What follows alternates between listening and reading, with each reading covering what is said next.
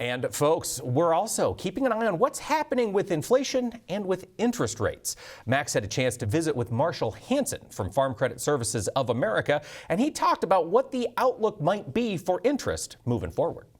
Well, there's been a lot of talk about inflation, and of course, with inflation oftentimes comes higher interest rates. And so we field a lot of questions about those things right now, and a lot of conversations with customers about how do I protect myself against higher interest rates. We spend a lot of time working with customers to try to develop the kind of profile of their borrowed money to make sure that they're not exposed to those kind of risks. So yeah, we spend a lot of time working on those kind of things. We've grown accustomed to low interest rates. I mean, is it a little bit difficult sometimes to get producers to think about, wait a minute, we could be climbing out of this and it could have a very real impact on you? You bet, absolutely. It's really not unfathomable at all to explain to somebody that, hey, your interest rates, your interest cost, I should say, could double without interest rates really going up significantly.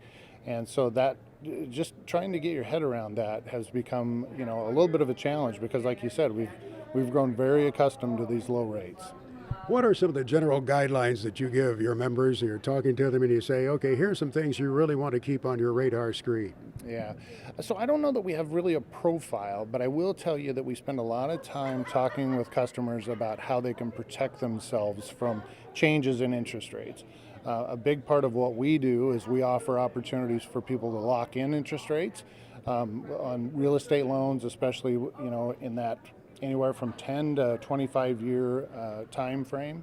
And so we do spend a lot of time working on trying to help people find a balance between some of their short-term interest rate risk, but then taking some of that longer-term interest rate risk off the table.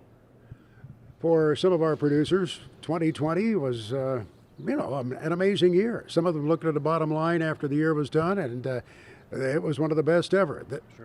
It didn't treat all agriculture equally, did it? No, absolutely not. And I work with a lot of livestock producers who most definitely kind of came out on the short end of a lot of those kind of things.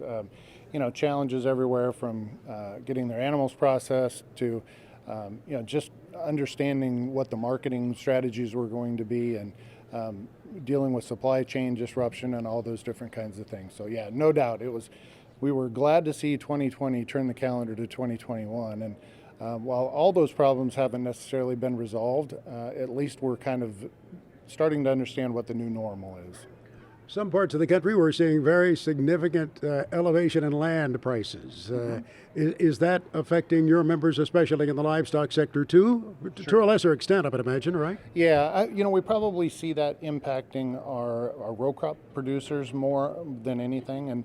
And the big question kind of becomes, so how long will some of these commodity prices remain elevated, and how much will they impact real estate prices? I think it's easy to say that, well, we're going to see a short-term increase, but the last time crop prices got high, we did see an increase. We saw some backing off, but it doesn't take much to push those prices right back up. So definitely something that impacts, even if it's not directly our livestock producers, it's indirectly because the ripple effect tends to be for several years after that.